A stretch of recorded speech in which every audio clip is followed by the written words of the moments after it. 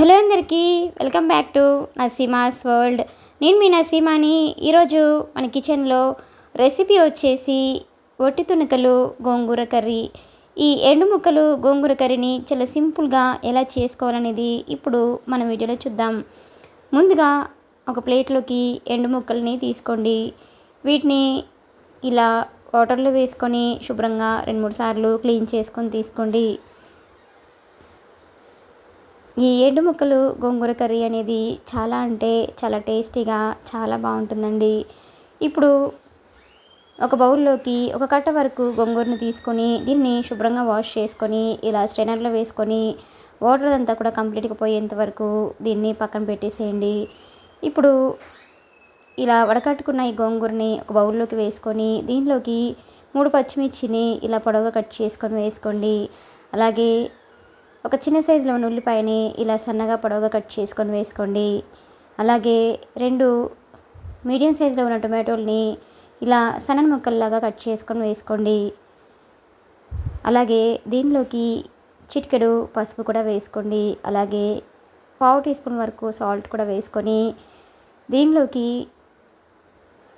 1 table spoon వరకు అల్లం వెల్లుల్లి పేస్ట్ కూడా వేసుకోండి. ఇవన్నీ కూడా వేసేసుకొని స్టవ్ ఆన్ చేసుకొని ఈ గిన్నెని స్టవ్ పైన పెట్టేసి దీనిలోకి కొంచెం వాటర్ని యాడ్ చేసుకొని ఈ గోంగూరలో ఉన్న వాటర్ అంతా కూడా కంప్లీట్గా పోయి ఈ గోంగూర అలాగే ఈ టమాటో ముక్కలు అవన్నీ కూడా సాఫ్ట్గా అయ్యేంత వరకు దీన్ని ఇలా మీడియం ఫ్లేమ్లో ఉంచేసి మధ్య మధ్యలో కలుపుకుంటూ దీన్ని బాగా ఉడికించండి. చూడండి, గోంగూరలో ఉన్న వాటర్ మొత్తం ఇలా కంప్లీట్గా పోయిన తర్వాత ఇప్పుడు స్టవ్ ఆఫ్ చేసుకొని దీన్ని పూర్తిగా చల్లారిన తర్వాత మిక్సీ జార్లోకి వేసుకొని మూత పెట్టేసి ఒకసారి గ్రైండ్ చేసుకొని తీసుకోండి. మీకు కావాలనుకుంటే అదే బౌల్లోనే పప్పు గుత్తితో అయినా కూడా అలా ఎనిపేసుకొని తీసుకోవచ్చండి. ఇక్కడ నేనైతే మిక్సీ జార్లోకి వేసుకొని ఇలా మరీ ఎక్కువ సాఫ్ట్గా కాకుండా ఇలా కొంచెం బరకగా ఉండేట్లు గ్రైండ్ చేసుకొని తీసుకోండి. ఇప్పుడు మనం ముందుగా క్లీన్ చేసి ఉంచుకున్న ఈ ఎండు ముక్కల్ని ఇలా రోల్లో వేసేసుకొని ఈ విధంగా కొంచెం లైట్గా దంచేసి తీసుకోండి. ఇలా దంచేసుకొని వేసుకోవడం వల్ల మనకి కర్రీ అనేది తింటున్నప్పుడు ఈ ఎండు ముక్కలు అనేవి చాలా సాఫ్ట్గా టేస్ట్ అనేది కూడా చాలా బాగుంటుందండి. ఇలా అన్ని ముక్కల్ని కూడా ఈ విధంగా రోట్లో వేసేసుకొని బాగా దంచేసుకొని తీసుకోండి. పాతకాలంలో అమ్మమ్మల కాలం నాటి వాళ్ళు కూడా ఈ విధంగా ఎండు ముక్కల్ని దంచేసుకొని ప్రిపేర్ చేసుకుంటారండి. ఇప్పుడు స్టవ్ ఆన్ చేసుకొని ఒక కుక్కర్ని తీసుకోండి. దానిలోకి 2 to 3 స్పూన్స్ వరకు ఆయిల్ని వేసుకోండి. ఆయిల్ బాగా హీట్ అయిన తర్వాత దీనిలోకి ఒక మీడియం సైజులో ఉన్న ఉల్లిపాయని ఇలా సన్న ముక్కల్లాగా కట్ చేసుకొని వేసుకోండి.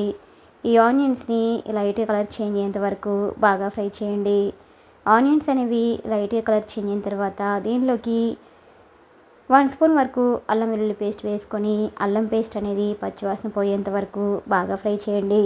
ఇప్పుడు దీనిలోకి మనం ముందుగా దంచి ఉంచుకున్న ఎండు ముక్కల్ని కూడా దీనిలోకి వేసుకొని అలాగే చిటికెడు పసుపు అలాగే 1.5 స్పూన్ వరకు కారంని రుచికి సరిపడా సాల్ట్ని 1/2 టీ స్పూన్ వరకు ధనియాల పొడి కూడా వేసుకొని ఇవన్నీ కూడా ముక్కలకి పట్టేలాగా ఇలా ఒకసారి బాగా కలిపేసుకొని కారం అనేది పచ్చివాసన పోయేంత వరకు దీన్ని బాగా మగ్గించండి.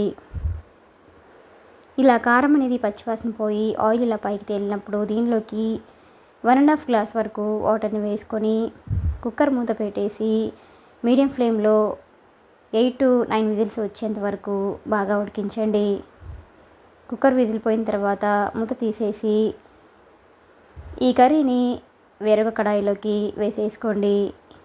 ఇప్పుడు దీనిలోకి మనం ముందుగా గ్రైండ్ చేసి ఉంచుకున్న గోంగూర పేస్ట్ ఏదైతే ఉందో ఈ గోంగూర పేస్ట్ మొత్తాన్ని కూడా ఈ విధంగా వేసేసుకొని ఈ టైంలో సాల్ట్ అలాగే కారం ఏమైనా తక్కువగా అయినట్లయితే ఈ టైంలో యాడ్ చేసుకోండి.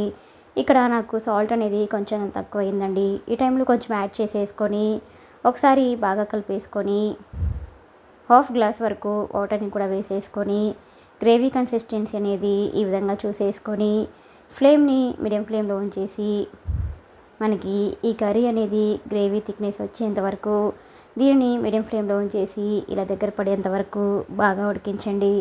చూడండి, మనకి కర్రీ అనేది ఇలా బాగా దగ్గర పడిన తర్వాత దీనిలోకి చివరిగా కొంచెం గరం మసాలా వేసుకొని, అలాగే కొంచెం సన్నగా కట్ చేసి ఉంచుకున్న కొత్తిమీరని కూడా వేసేసుకొని మరొకసారి ఇలా బాగా కలిపేసుకొని స్టవ్ ఆఫ్ చేసుకోండి. అంతేనండి, ఎంతో టేస్టీగా ఎంతో ఈజీగా ఉండే ఎండు ముక్కలు గోంగూర కర్రీ అనేది మనకి రెడీ అయిపోయినట్లే. చూడండి, మనకి ముక్కలు అనేవి కూడా చాలా సాఫ్ట్గా చాలా ఈజీగా బాగా ఉడికిపోయాయండి. కుక్కర్లో వేసాం కాబట్టి ఇలా 8 విజిల్స్ వచ్చేంత వరకు ఉడికించేసుకుంటే సరిపోతుందండి. ఇలా రెడీ అయిపోయిన ఈ కర్రీని ఒక సర్వింగ్ బౌల్లోకి తీసుకొని దీన్ని వేడివేడిగా రైస్లోకైనా అలానే రోటీల్లోకైనా పుల్కాలోకైనా సర్వ్ చేసుకుంటే ఆ టేస్ట్ అనేది చాలా అంటే చాలా బాగుంటుందండి. మీకు కూడా ఈ రెసిపీ కనుక నచ్చినట్లయితే ఒక లైక్ చేయండి. అలానే లైక్ చేయడం మాత్రం మర్చిపోకండి. Please subscribe my channel, like, share and comment. మరిన్ని మంచి మంచి రెసిపీస్ కోసం మన సిమాల్స్ వరల్డ్ ఛానల్ని సబ్స్క్రైబ్ చేసుకోండి.